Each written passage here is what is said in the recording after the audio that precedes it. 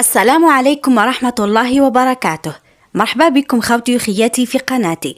في الساعات الأخيرة تصدر فيديو سارة رجيل مواقع التواصل الاجتماعي بعد ما نشرت مقطع انتشر بسرعة كبيرة وخلق تفاعل واسع على مختلف المنصات، خاصة بسبب الجملة اللي قالتها وخلات بزاف ناس يتوقفوا عند مضمون كلامها. الفيديو ما كانش مجرد كلام عابر، بل تضمن حديثها على لحظة خاصة من حياتها رجعت فيها لذكريات مرتبطة بمرحلة فاتت.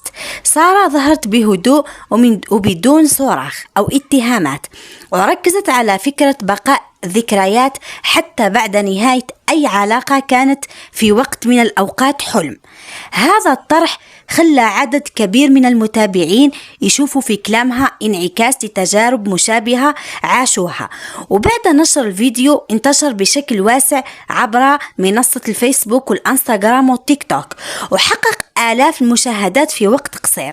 كما خلق موجة تعاطف وتفاعل كبيرين أين تنوعت التعليقات بين مؤيد ومعارض.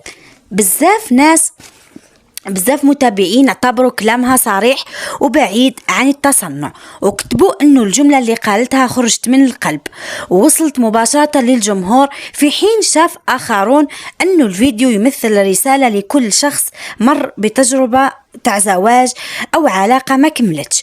وعدد من المتابعين أكدوا أنه المقطع ما كانش موجة لإثارة الجدل ولا لصناعة الضجة، بل كان محتوى عفوي في وقت يطغى فيه المحتوى المتصنع، وهو الشيء اللي خلاه يتحول من مجرد فيديو إلى حدث تفاعلي عبر فيه الجمهور الجزائري عن تضامنه مع تجربة صارت عند بزاف، لكن القليل فقط اللي يهضروا عليها علنا. وفي الأخير ما تنسوش تشاركونا آراءكم في هذا الموضوع، وهذا في التعليقات، والاشتراك في القناة ليصلكم كل جديد. وإلى اللقاء إلى فيديو آخر.